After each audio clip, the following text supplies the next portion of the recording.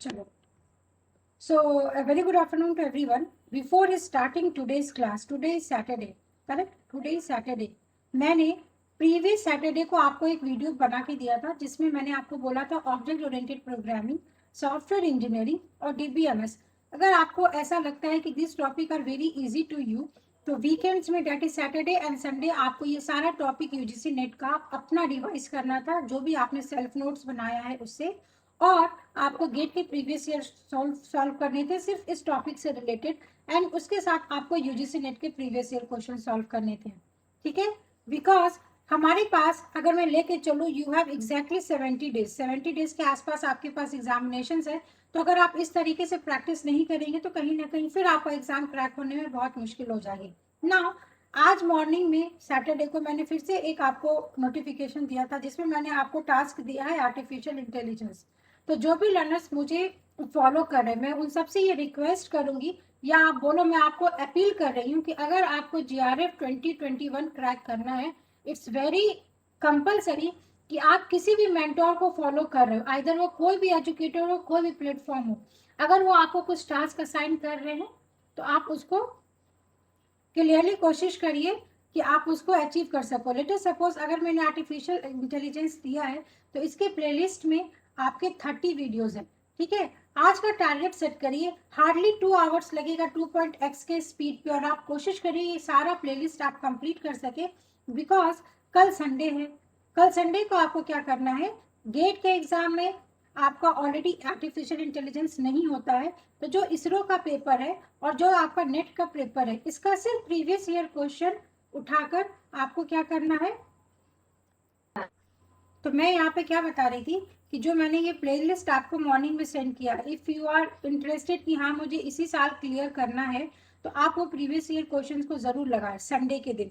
और आज टारगेट करके आप ये पूरा प्लेलिस्ट को वॉच करिए, और अगर इस प्लेलिस्ट में कोई भी डाउट होता है तो उसके वीडियो के कमेंट सेक्शन में लिखिए. क्यों? क्योंकि आर्टिफिशियल इंटेलिजेंस जो यूजीसी नेट का आपका सिलेबस है वो पूरा फुल कोर्स वहाँ पे कवर किया गया है. ठीक है, तो आपके लिए बहुत ही हेल्पफुल होगा ना. तो ये तो बात हो गई जो मैंने आपको असाइनमेंट दिया, असाइनमेंट 2, आप उसको ज़रूर क्लियर करें, और अगर कोई भी प्रॉब्लम होगा तो आप मेरे से व्हाट्सएप पे या टेलीग्राम पे पूछ सकते हो. अब हम आज का सेशन शुरू करेंगे. तो आज के सेशन में बहुत इंपॉर्टेंट, मैं हमेशा बोलती हूँ कि आपको अपना सेल्फ स्टडी तो करना है, उसके साथ में आप जो भी मेरे साथ हो उसको आपको रिवाइज करना है और उसके प्रीवियस ईयर क्वेश्चन लगाना है.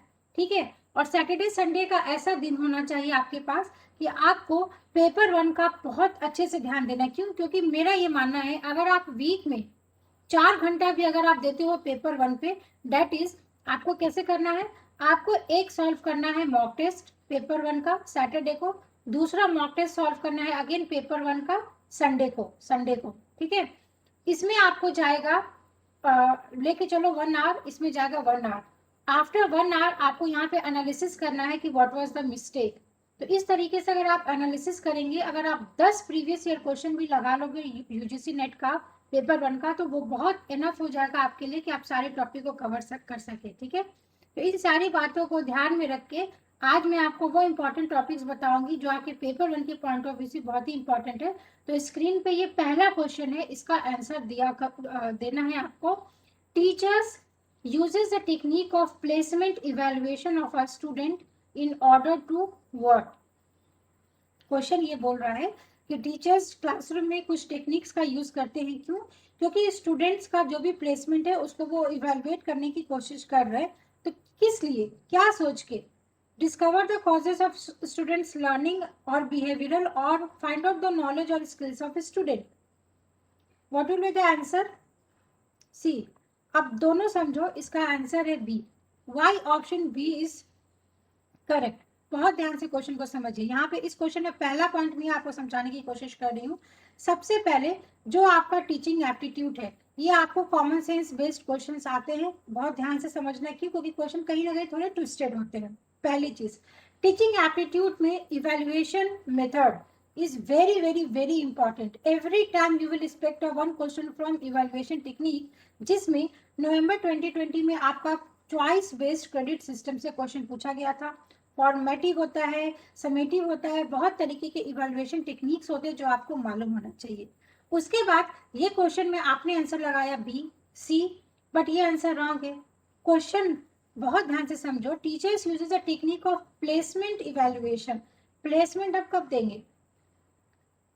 हाँ, प्लेसमेंट कभी होता है जब लेटर सपोज अगर आप बीसीए करके निकल गए, उसके बाद आपको वहाँ पे जो कैंपस प्लेसमेंट होता है, इससे आपको रिलेट करना था। ठीक है, तो जो कैंपस प्लेसमेंट होता है उसमें आपके प्रॉब्लम्स को कभी जज किया जाता है क्या? नो। आपके स्किल्स को जज किया जाता है, आपके नॉलेज को देखा जाता है। तो आपने यहाँ पे बिहेवियरल प्रॉब्लम्स क्यों लिखा? ये आंसर नहीं होगा। ये वाला ऑप्शन कब आएगा? जब आप एक स्टूडेंट्स के साथ रैपोर्ट बनाने की कोशिश करते हो, स्टूडेंट को जब आप इम्पैथी देने की कोशिश करते हो, इट मीन्स तब आप उस स्टूडेंट्स के प्रॉब्लम्स को सॉल्व करने की कोशिश कर रहे हो। और स्टूडेंट्स कुछ ना कुछ हर एक टीचर से डिस्कवर करता है। तो यहाँ पे क्वेश्चन में आपको ऐसा लगा कि option A is also true, but option A will be true in another context. इस क्वेश्चन के लिए only option B is true. इसीलिए मैंने बहुत सेलेक्टिव क्वेश्चन लाया है और आपको ये समझाने की कोशिश की है कि एग्जाम में आप 10 सेकेंड लीजिए, क्वेश्चन को 2 बार पढ़िए और उसके बाद आंसर लगाइए। और अभी जो आप ये वीडियो देख रहे हैं, कहीं ना कहीं अपनी नोट मेकिंग करिए।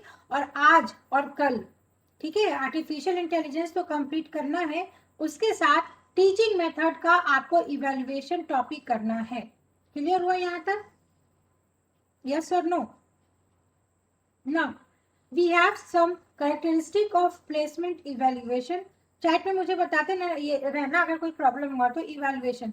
अब मैं बताती हूँ आपको दिसंबर 2019 का अगर आप क्वेश्चन सॉल्व करेंगे तो टीचिंग एप्टीट्यूड कंप्यूटर साइंस की बात कर रही हूँ, तो कंप्यूटर साइंस के पेपर में आपका प्लेसमेंट से क्वेश्चन पूछा गया था, इसीलिए इस क्वेश्चन को मैंने इंक्लूड किया है। और इसकी कैरेक्टरिस्टिक को आप समझो। Characteristic of placement evaluation means design to place the right person in the right place, then determine the level of child in the instructional sequence. Teacher planned a scheme of instruction for the classroom to bring a change in people behavior in a ordinary manner. Educators prepare place students for planned instructions for their better prospects. तो इन चारों point से आपको ये समझ में आया कि हम प्लेसमेंट इवैल्यूएशन इसलिए करते हैं। क्यों? क्योंकि हमको उसके प्रॉब्लम को नहीं समझना है, उसकी जो स्किल्स है, उसकी जो नॉलेज है, उसको हमें क्या करना है? इनहैंस करना है। किस तरीके से? एक सिस्टमैटिक वे में। तो this is known as placement evaluation. यहाँ तक क्लियर हुआ आप लोग को कि राइट बंदे को राइट जगह पे प्लेस करना है। क्यों? क्योंकि वो उसके पीछे कंसिस्टेंसी मेंटेन करके प्रॉपर वो स्टडी कर रहा है। क्लियर? नाउ यहाँ तक क्लियर है? यस और no? Teachers uses the technique of placement evaluation of students in order to find the knowledge or skills of a student. The technique of introducing a lesson by asking certain question from the previous knowledge of the student is related to the topic taught or by any other technique like demonstration, telling a story, doing a role play, etc. These are the examples of placement evaluation. अब ये आपका again एक question है जो previous year question में आया था।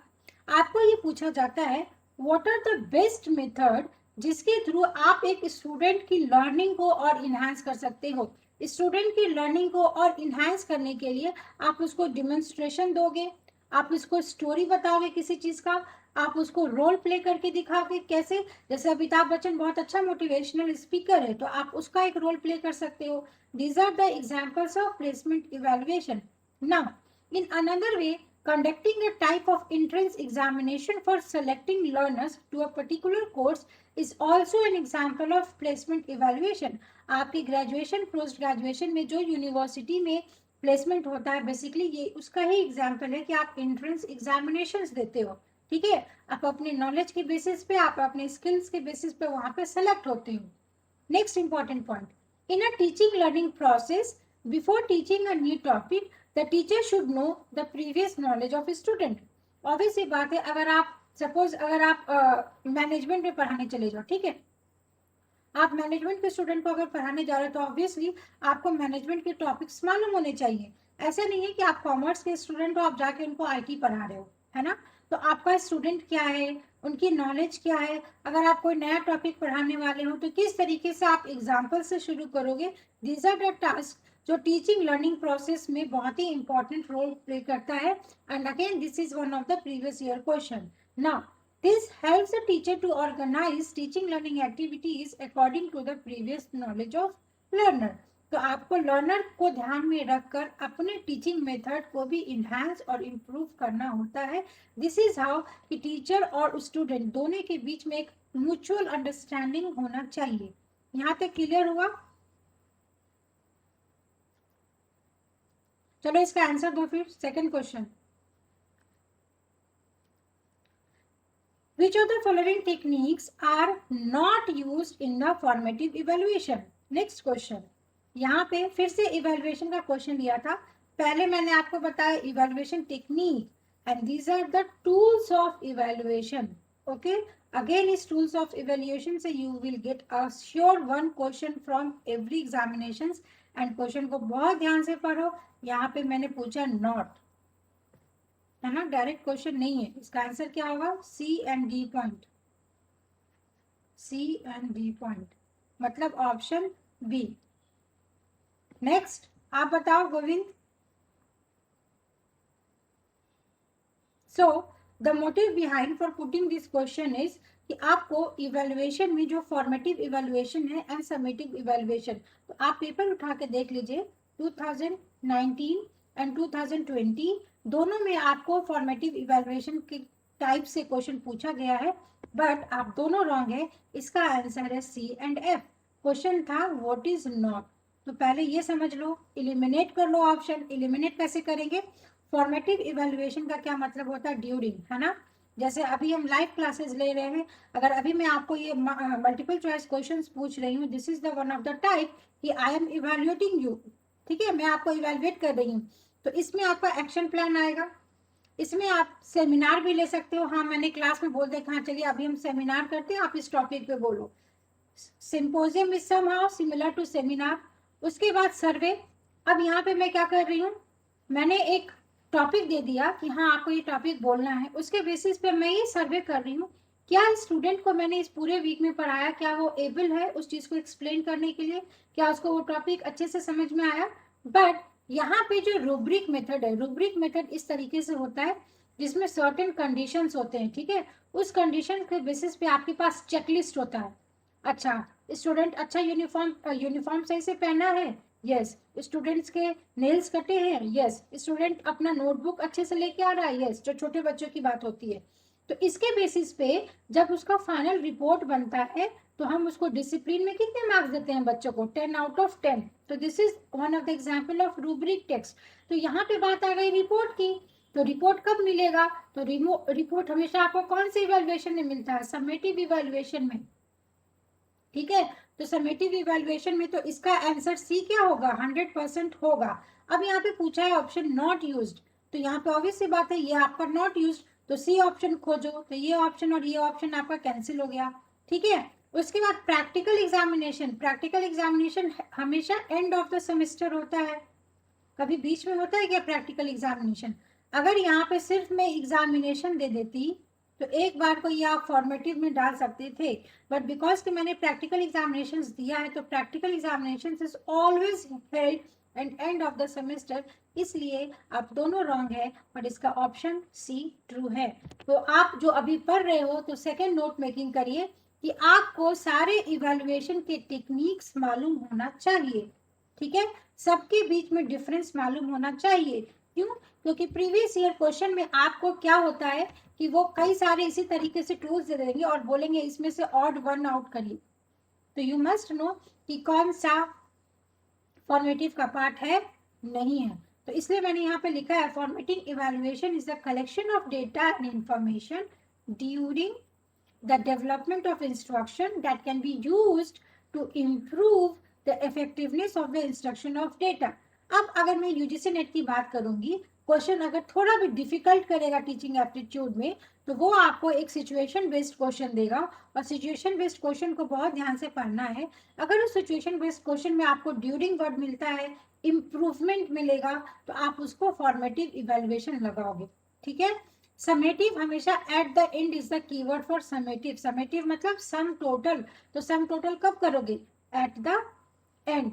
इसके बाद नेक्स्ट इंपॉर्टेंट इवैल्यूएशन टेक्निक, आपको नॉर्म रेफरेंस मालूम होना चाहिए, क्राइटेरिया रेफरेंस मालूम होना चाहिए। आप प्रीवियस ईयर की क्वेश्चन उठा के देख लीजिए, match the following, every time they are asking match the following पूछेंगे, या फिर आपको किसी तरीके से क्वेश्चन ड्राफ्ट करके पूछेंगे। नवंबर 2020 में कंप्यूटर साइंस के पेपर में आपको पूछा गया था चॉइस बेस्ड क्रेडिट सिस्टम, तो ये भी आपको मालूम होना चाहिए, what are the features of choice based credit system.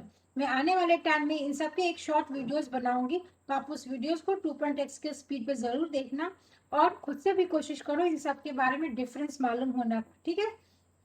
उसके बाद आपके पास एक सेल्फ नोट्स होना चाहिए, जिसमें आपको ये मालूम होना चाहिए, जैसे फॉर्मेटिव इवैल्यूएशन है, तो this are the examples of tools of formative evaluation. जैसे आप क्वेश्चनर करते हो, जैसे मैं अभी आपसे क्वेश्चन पूछ रही हूँ, मैं आपके आंसर्स को ऑब्जर्व कर रही हूँ, मैं आपसे इंटरव्यू लूंगी, मैं आपका चेकलिस्ट बनाऊंगी, मैं आपको रेट दूंगी, मैं आपका एंसिडेंटल रिकॉर्ड्स मतलब कि एंसिडोटल रिकॉर्ड्स मतलब कि आपने कहीं से कुछ स्टोर करके रखा, आप उसको यूज कर रहे हो, मैं आपके डॉक्यूमेंट को एनालिसिस करूंगी, मैं आपके पोर्टफोलियो को एनालिसिस करूंगी, तो these are the part of formative evaluation, तो these are known as tools. Similarly, there are certain techniques of formative evaluation like examination देना, examinations लेना, assignment देना, आपको quiz लेना, project है, survey है, group discussion है, worksheet देना, seminar, debate, symposium, action plan. These are the techniques of formative evaluation. तो इस तरीके से आपको इन सारे क्वेश्चंस में मालूम होना चाहिए कि what are the different terms, कौन सा फॉर्मेटिव में आएगा और कौन सा समेटिव में आएगा। यहाँ तक क्लियर हुआ? सेशन कैसा लग रहा है आप लोग को जरूर बताना मुझे एक बार लिखकर, बिकॉज आज मैंने बहुत मेहनत से ये क्वेश्चंस फाइंड आउट किए हैं, सो दैट कि आपको हर वीकेंड में पेपर 1 को बहुत इक्वली इंपॉर्टेंस देना है, कि हाँ टीचिंग का ये टॉपिक इंपॉर्टेंट है तो आज मुझे वो कंप्लीट करना है, रिसर्च का ये टॉपिक मतलब टॉपिक वाइज आपको कंप्लीट करना है। तो यहाँ पे मैंने लिखा है rubric is what? Summative evaluation. So rubric can be defined as the tool for teachers to set up grading criteria for assignment. आप इसमें grade provide करते हो, ठीक है ना, तो grade कब देते हैं? At the end देते हैं, hence rubric is an example of summative. Now what is the difference between seminar and symposium? Seminar can be considered as formal presentation by one or more experts in which the attendees are encouraged to discuss the subject. Simple सा मतलब समझो, जब हम college में थे, ठीक है, college में हमने सुना होगा कि हम सेमिनार्स देते हैं। क्यों सेमिनार्स देते हैं? क्यों? क्योंकि सेमिनार के बेसिस पे जो सामने वाले टीचर्स होते हैं, पहली बात वो ये इवेलुएट करने की कोशिश करते हैं कि क्या ये स्टूडेंट को हमने जो पढ़ाया वो बेटर उसको अंडरस्टैंड कर पा रहा है, नहीं कर पा रहा है। दूसरी चीज कि आप जो भी सेमिनार में टॉपिक सिलेक्ट कर रहे हो उसको इवेलुएट कौन कर रहा है? आपके टीचर कर रहे हैं। इट मीन्स कि teacher are experts. Second important thing, seminar जब होता है तो आपको थोड़ा भी अगर याद होगा तो टीचर्स, सेमिनार जब आपका एंड हो जाता है तो टीचर्स दूसरों को, ऑडियंसेस को बोलती है कि भाई क्वेश्चन पूछो, तो वो आपको इनकरेज करती है दूसरे स्टूडेंट्स को कि आप उसको क्वेश्चन पूछो। क्यों? क्योंकि at the time of seminar they are also going to जज यू कि आपकी मेंटल एबिलिटी क्या है, क्या आप ऑडियंस को कैप्चर कर पा रहे हो या नहीं, आप बेटर वे में एक्सप्लेन कर पा रहे हो या नहीं। बट सिंपोजियम क्या होता है? Symposium is again just like seminar, but छोटा सा डिफरेंस ये होगा यहाँ पे कि यहाँ पे किसी को इनकरेज करने की जरूरत नहीं है।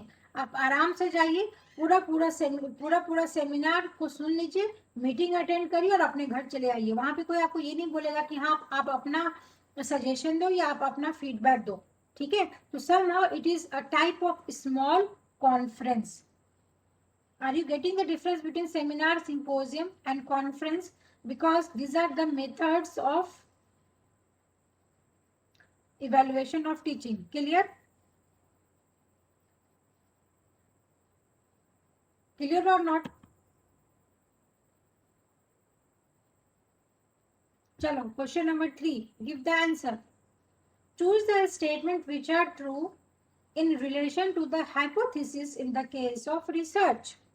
इसका आंसर क्या होगा? Choose the correct code.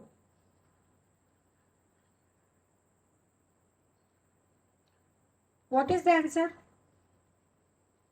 यहाँ पे आप नोट मेकिंग करिए। Hypothesis is again one of the important topic of research aptitude.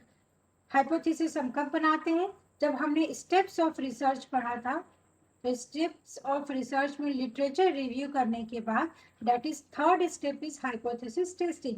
जब आपने ऑब्जेक्टिव बना लिया कि हाँ मुझे डेटा माइनिंग पे रिसर्च करना है, उसके बाद आपने लिटरेचर रिव्यू कर लिया। लिटरेचर रिव्यू में आपने ये फाइंड आउट कर लिया कि different what are the various research which has been done on data mining. तो आप थर्ड क्या करोगे, अब आपने जो प्रॉब्लम स्टेटमेंट लिखा है उसको हाइपोथेटिकली आप टेस्ट करोगे कि weather this is going to benefit to our society, our government, or myself or not. So this is the third step in the steps of research. And what are the statement which are true with relevance to hypothesis? इसका answer बताइए जल्दी से। सारा option पढ़ लिया। क्या hypothesis observable होता है? क्या हाइपोथेसिस टेस्टेबल एंड मेजरेबल होता है? The alternate hypothesis is opposite to null hypothesis. क्या null hypothesis that we want to reject, it is used to logically conjecture relation between two or more variables. It is a tentative assumptions related to certain research problem. Which are the true statement?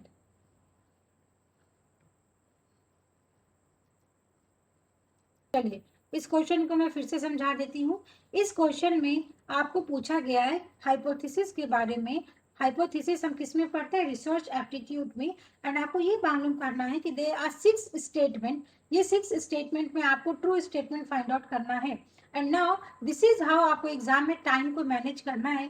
Because अगर आपने एक बार भी अगर आपने net का exam दिया होगा previously, तो आपने ये देखा होगा कि 180 मिनट्स में आपको 150 क्वेश्चन सॉल्व करने होते हैं।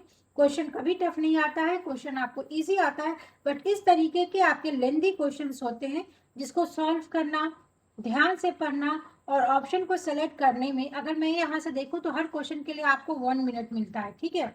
बट ऐसे क्वेश्चंस में आपका आराम से 2 से 3 मिनट चला जाता है अगर आपने उस कॉन्सेप्ट को नहीं पढ़ा है। तो this is how you need to practice more for paper 1, जिसमें आपको टारगेट करना है 40 प्लस लाना है आउट ऑफ 50। तो यहाँ पे मैं आपको इसका आंसर बता देती हूँ। इसका आंसर होगा option D, that is all the statements are true. Because जो हम हाइपोथेसिस बनाते हैं, हाइपोथेसिस कब बनाएंगे, ठीक है, रिसर्च की बात आती है। तो रिसर्च क्या होता है? इट इज अ प्रोसेस जिसमें आप कोई न्यू नॉलेज को इन्फर करते हो, है ना। रिसर्च मतलब पहले से कुछ है, उसमें आपने कुछ नया एडिशनल चीजें ऐड की, that is known as research. तो रिसर्च में होता है आपका steps of research. Steps of research का मतलब कि आप कंप्यूटर साइंस के स्टूडेंट हो, आप सपोज पीएचडी करने जा रहे हो, या आपको कोई रिसर्च में आर्टिकल पब्लिश कराना है, तो क्या करोगे? आप सबसे पहले टॉपिक सेलेक्ट करोगे। टॉपिक सेलेक्ट करने का मतलब होता है प्रॉब्लम को स्पेसिफाई करना, ठीक है। जब आप टॉपिक सिलेक्ट करोगे, टॉपिक सेलेक्ट करने के बाद आप ये देखोगे कि क्या इसी टॉपिक पे और लोगों ने अपनी राय दी है। अगर यस, अगर बहुत लोगों ने उसी टॉपिक पे, लेट अस सपोज अगर मैंने यहाँ पे डेटा साइंस का एक टॉपिक उठा लिया, तो data science is a broad category, ठीक है। डेटा साइंस में हमको क्या करना है? लेट अस सपोज मैंने ले लिया सुपरवाइज्ड लर्निंग। तो सुपरवाइज्ड लर्निंग में फिर आप क्या चेक करोगे कि इस टॉपिक पे कितने लोगों ने रिसर्च किया है। आप उसके आर्टिकल्स को पढ़ोगे। आर्टिकल्स को पढ़ने के बाद आपको ये समझ में आएगा कि सुपरवाइज लर्निंग में लेट अस सपोज आपका कौन सा मेथड होता है? Let us suppose decision tree is a method जो सुपरवाइज लर्निंग में होता है, ठीक है। तो डिसीजन ट्री पे अभी तक आपको कोई अच्छा आर्टिकल नहीं मिला, तो आपने फिर ये वाला टॉपिक सेलेक्ट कर लिया, ठीक है। तो इस टॉपिक के रिकॉर्डिंग के रिस्पेक्ट में आप क्या करोगे? हाइपोथेसिस बनाओगे। हाइपोथेसिस ये बनाओगे कि डिसीजन ट्री क्या सॉफ्टवेयर इंजीनियरिंग का पार्ट है, या डिसीजन ट्री या डीबीएमएस का पार्ट है। इस तरीके से व्हाट यू आर, कई सारे स्टेटमेंट को आप आपस में इंटर रिलेट कर रहे हो। So this is how you are doing hypothesis. कि आपके पास कोई एक स्टेटमेंट है, तो ऑब्वियस सी बात है वो स्टेटमेंट आपका ऑब्जर्वेबल होना चाहिए। And ultimately these are the properties of research, these are the characteristics of research। कि एक रिसर्च आपका ऑब्जर्वेबल होना चाहिए, एक रिसर्च आपका टेस्टेबल होना चाहिए, एक रिसर्च आपका मेजरेबल होना चाहिए। एंड बिकॉज की हाइपोथेसिस कम्स अंडर रिसर्च, इसलिए ये दोनों आंसर आपका ट्रू हो गया, ठीक है। जैसे ही ये दोनों के लिए आप श्योर हो गए कि ये दोनों आपका 101% ट्रू है, उसके बाद हाइपोथेसिस अगर कभी भी आपने पढ़ा होगा, it is always known as tentative assumptions to a certain research problem. कि आपका कुछ अजम्पशन होता है, मतलब आप ये एज्यूम करके चलते हो, तो आपका ये स्टेटमेंट भी 100% ट्रू है। ठीक है। उसके बाद रिसर्च हाइपोथेसिस में दो चीजें होती हैं। क्या दो चीजें होती हैं? एक होता है आपका नल हाइपोथेसिस और एक होता है ऑल्टरनेट हाइपोथेसिस। नल हाइपोथेसिस वो होता है जिसको कि रिसर्चर रिजेक्ट करने की कोशिश करता है, और ऑल्टरनेट हाइपोथेसिस वो हाइपोथेसिस होता है जिसको आप एक्सेप्ट करने की कोशिश करते हो। तो ये स्टेटमेंट देखो, null hypothesis is a hypothesis that we want to reject. Again this is the true statement. The alternate hypothesis is opposite to null hypothesis. Yes, it is again true. And it is used to logically conjecture relationship between two variables. Obvious सी बात है, जब आप research बना रहे हो तो यहाँ पे एक वेरिएबल हो गया alpha zero that is null, and दूसरा is alpha, I just forget कि इसको किस तरीके से डिनोट करते हो, ऑल्टरनेट हाइपोथेसिस। तो ये दो वेरिएबल्स के बीच में आपको कुछ डिनोशन बताता है। Hence we can conclude here कि हाइपोथेसिस के लिए ये 6 statement are the true statement. और दूसरा मैं इंपॉर्टेंट पॉइंट आपको ये बता दूं कि जो हाइपोथेसिस टॉपिक है, ये अगेन आप नोट मेकिंग करिए कि हाइपोथेसिस से आपके मल्टीपल क्वेश्चंस बनते हैं यूजीसी नेट में। इसकी प्रॉपर्टीज क्या होता है, ऑल्टरनेट हाइपोथेसिस, नल हाइपोथेसिस, एक सिचुएशन दे देगा, सिचुएशन में आपको इस तरीके से 2019 में क्वेश्चन पूछा गया था कि लेटर सपोज एक पर्सन एक्स है, उसने कुछ रिसर्च की, ठीक है, रिसर्च एक्सेप्ट हो गया। तो रिसर्च एक्सेप्ट कब होगा? जब आपका एक्सेप्ट कब होगा? जब वो आपका ऑल्टरनेट हाइपोथेसिस होगा। तो इस तरीके से क्वेश्चंस को बहुत घुमा के इस टॉपिक से पूछा जाता है। So I hope now Shivani you got the point कि what is hypothesis and what are the characteristics of hypothesis. Still कोई डाउट है तो बताओ मुझे चैट पे, ठीक है। And this is what it is written over here.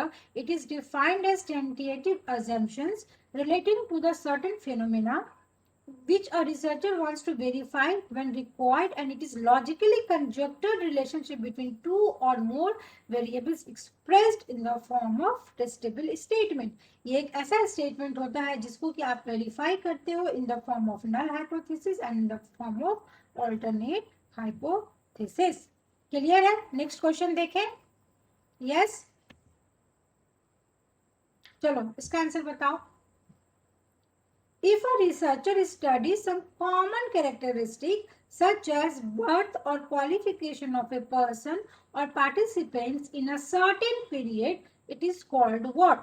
Placebo design. यहाँ पे स्टडी होगा या इफेक्ट, आप कुछ भी बोल सकते हो, कोहॉर्ट स्टडी, एक्सपेरिमेंटल स्टडी या रैंडमाइजेशन। क्या होगा इसका आंसर? इस क्वेश्चन के बारे में थोड़ा भी आइडिया है या नहीं है? क्वेश्चन टफ तो नहीं लग रहे हैं आप लोग को? सी वॉट एवर लर्नर्स जो इस वीडियो को ऑफलाइन भी चेक करेंगे, ओके, जो इसको ऑफलाइन भी चेक करेंगे वो मुझे से डाउट पूछ सकते हैं कमेंट सेक्शन में। एंड इफ दे वांट कि मैं किसी भी वीडियो पे जो उनको डिफिकल्ट लगता है वीडियो बनाऊं, तो आप कमेंट सेक्शन में वो टॉपिक भी मेंशन कर सकते हो। ओके, चलो इसका फिर आंसर बताइए। If you are not thinking कि this is tough question, then tell me the answer. एक रिसर्चर है जो स्टडी कर रहा है सब कॉमन कैरेक्टरिस्टिक पे, सच एज बर्थ और qualification of person in a certain period of time. Let us suppose अभी 2021 चल रहा है, हमने 2020 में ये चेक किया, अपनी फैमिली को चेक किया, ठीक है। इस फैमिली में, हमारे फैमिली में कितने लोगों, नए लोगों ने बर्थ लिया है, और okay, what is your answer Shivani? और 2021 में हमने फिर से अपनी फैमिली को चेक किया कि कितने नए लोग और बर्थ लिए, ठीक है। तो ये क्या हो गया, सर्टेन पीरियड ऑफ टाइम पे हम क्या कर रहे हैं, कॉमन कैरेक्टरिस्टिक की बेसिस पे चेक कर रहे हैं, जैसे कितने लोग का बर्थ हुआ, कितने लोग ऐसे हैं जो क्वालिफाइड होके निकले हैं। हाँ, वो मैं अगर वो मैं एक्सप्लेन कर दूंगी तो फिर आपको आंसर ही मालूम पड़ जाएगा, वो मैं एक्सप्लेन करूंगी। तो बेसिकली दिस क्वेश्चन का आंसर हो जाएगा cohort study. Now this question is very much important question for your PhD entrance examinations. अगर आप पीएचडी एंट्रेंस एग्जामिनेशंस के लिए जाओगे तो इस टाइप के क्वेश्चंस आप एक्सपेक्ट कर सकते हो, पहला पॉइंट। दूसरा पॉइंट ये है कि these are the examples of experimental research, ठीक है। एक्सपेरिमेंटल रिसर्च हमने ऑलरेडी कवर किया है, तो आप उसके वीडियोस को जाके जरूर वॉच करें। अब एक्सपेरिमेंटल रिसर्च क्या होता है, नाम से क्लियर है, एक्सपेरिमेंटल मतलब आप लैब में जाके कुछ एक्सपेरिमेंट कर रहे हो। तो लैब में जाकर जब एक्सपेरिमेंट कर रहे हैं तो वहाँ पे डिफरेंट वेरिएबल्स का कॉन्सेप्ट आएगा। That variables are independent variable, that variable are dependent variable, that variables are what, control variable, that variables are what, extraneous variable. तो ये 4 तरीके के आपके वेरिएबल्स होते हैं। यहाँ तक क्लियर हुआ एक्सपेरिमेंटल स्टडी। अब यहाँ पे आपने ऑप्शन सेलेक्ट किया सी, तो सी ऑप्शन तो पहले ही रॉन्ग हो जाएगा। क्यों? क्योंकि इस पूरे क्वेश्चन में कहीं पे भी किसी वेरिएबल की बात हुई है, कहीं पे भी किसी लैब की बात हुई है, कहीं पे भी कुछ भी टेस्टिंग की बात हुई है, कहीं पे भी कुछ एक्सपेरिमेंट की बात की है? नहीं। हम क्या कर रहे हैं? हम स्टडी कर रहे हैं। तो यहाँ पे आप स्टडी कर रहे हो, कोई टेस्टिंग कोई एक्सपेरिमेंट नहीं कर रहे, इसीलिए एक्सपेरिमेंटल स्टडी नहीं होगा। तो अगर आपको एग्जाम में कोई क्वेश्चन नहीं आता है तो कॉमन सेंस लगाना है और ऑप्शन को क्या करना है, एलिमिनेट करना है। ठीक है। अब दूसरा उठा लेते हैं, रेंडमाइजेशन। तो रैंडम ठीक है, नहीं पता रेंडमाइजेशन, पर भैया वर्ड को तोड़ दो। रेंडमाइजेशन किस वर्ड से बना है? रेंडम। रेंडम मतलब कि मैंने बोल दिया आकाश, मैंने बोल दिया अमन, मैंने बोल दिया अभी। तो these are the names of a person जो मैं रेंडमली अपने क्लास से सेलेक्ट कर रही हूँ। ठीक है। तो रेंडम मतलब क्या है? अब यहाँ पे क्या पूछा है, आप एक रिसर्चर स्टडी कर रहा है सम कॉमन कैरेक्टरिस्टिक को किसी सर्टेन पीरियड के लिए, मतलब वो एनालाइज कर रहा है। आप ये एनालाइज कर रहे हो कि 2019 में आपका एग्जाम क्वालिफाई नहीं हुआ, 2020 में अगेन आपको क्वालिफाई नहीं हुआ, तो अब 2021 में आपको क्वालिफाई करना है किसी भी हालत में। तो यहाँ पे रैंडम क्या है भाई? रैंडम तो कुछ है ही नहीं। रैंडम तब होता जब आप 2021 में अचानक से आपके दिमाग की बत्ती जली और आपने ये सोचा कि हमें पीएचडी करना है, तो पीएचडी करके अगर मुझे असिस्टेंट प्रोफेसर बनना है तो उसके लिए नेट क्वालिफाई होना चाहिए। तो आपने किसी अपनी फैमिली में किसी से सुना, कोई फ्रेंड सर्किल में आपका नेट कर रहा है, तो अचानक आपने उस चीजों को सुना समझा और तब जाके आपने डिसीजन लिया कि हमें नेट क्वालिफाई करना है। ओके। तो ये रेंडमाइजेशन नहीं होगा। तो ये दोनों ऑप्शन यहाँ पे कैंसिल हो गए। उसके बाद बात आती है कोहर्ट एंड प्लेसिबो डिजाइन। तो प्लेसिबो और कोहर्ट क्या होता है? प्लेसिबो डिजाइन का मीनिंग ये होता है कि ऐसे समझिए कि आप डॉक्टर के पास गए, ठीक है, आपका एक चाइल्ड है। हाँ, बच्चे को क्या होता है, थोड़ा भी 4 थप्पड़ लगा दो तो बच्चे बोलते मम्मी हमें तो फीवर हो गया। ठीक है। एक्चुअली में उनको फीवर होता नहीं है, पर बिकॉज कि आपने मारा इसीलिए एक इंट्यूशन क्रिएट होता है कि हाँ मुझे फीवर हो गया। तो चलो अब बोलेगा अब मुझे डॉक्टर के पास ले जाओ, तो आप क्या करोगे? आपके पास सपोज कोई आपका फैमिली डॉक्टर है, तो आप उसके पास ले जाओगे। I guess again there is a network problem, मैं धीरे से बोलती हूँ। डॉक्टर के पास आप उसको लेके जाओगे और डॉक्टर को आप इशारे से बोलोगे कि इसको फीवर नहीं है, फिर भी आप कुछ तो दवा दे दो। तो डॉक्टर क्या करेगा? उसको विटामिन सी की टैबलेट दे देगा कि लो भाई इसको चूसो, है ना, या उसको वो कैल्शियम की टैबलेट दे देगा।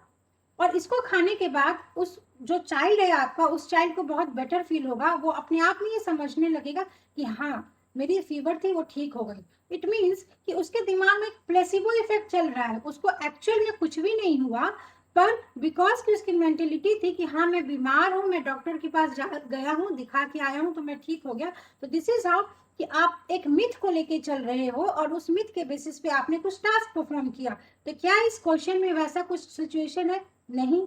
तो आपका सारे ऑप्शंस यहाँ से कैंसिल हो गए। Then this is known as cohort study. And cohort study is what कि आप किसी कॉमन कैरेक्टरिस्टिक के बेसिस पे आप किसी चीज को जज करते हो एंड एक सर्टेन पीरियड तक चेक करते हो। सर्टेन पीरियड का ये मतलब है कि लेट अस सपोज आप बीसीए के बच्चों को पढ़ा रहे हैं, तो बीसीए के फर्स्ट सेमेस्टर को आप पढ़ा रहे हैं, तो वहां पे एक आकाश नाम का एक स्टूडेंट है जो बहुत अच्छा परफॉर्म कर रहा है। उसके बाद सेकेंड सेमेस्टर में अगेन उसने अच्छा परफॉर्म किया। उसके बाद जब आप थर्ड सेमेस्टर देख रहे हो तो एक अश्विनी नाम का लड़का है, उसने अच्छा परफॉर्म किया। Now you are going to analyze कि क्यों ये बंदा अच्छे से इस बार परफॉर्म नहीं किया। तो दिस इज हाउ कि सर्टेन पीरियड तक आप किसी एक कॉमन चीजों पे ध्यान देते हो and this type of study is known as cohort study. तो यहाँ पे प्लेसिबो, कोहॉर्ट, एक्सपेरिमेंटल सब कुछ समझ में आया आप लोग को या नहीं? क्लियर है? यस और नो? यस।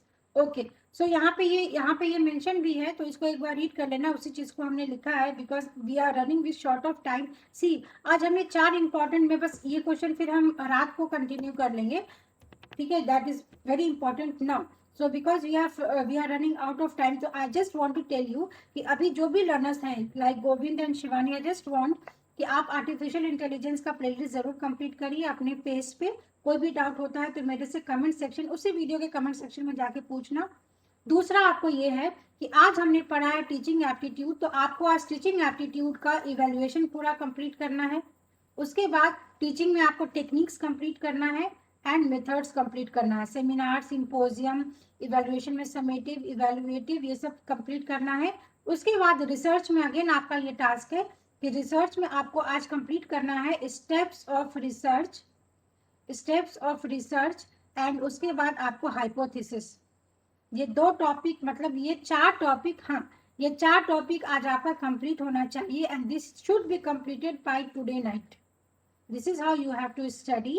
एंड नाइट को हम फिर से देखते हैं क्लास होगा या नहीं होगा, we will see. So just stick to your study and do your best. Okay, do your best और बहुत अच्छे से पढ़ो। कोई भी डाउट होता है तो मेरे से जरूर पूछना। Okay, so I hope you like the video. तो अगर आपको वीडियो अच्छे लग रहे हैं तो आई जस्ट वांट कि आप अपने फ्रेंड से भी जरूर शेयर करें, because this are taking so much of efforts in creating this type of videos. ठीक है, okay, if you have any doubt just आप कमेंट सेक्शन में लिखो, so that I will came to know, and जो next video होगा हम उस next video में इसको कवर कर लेंगे। Okay, thanks for watching then, thank you.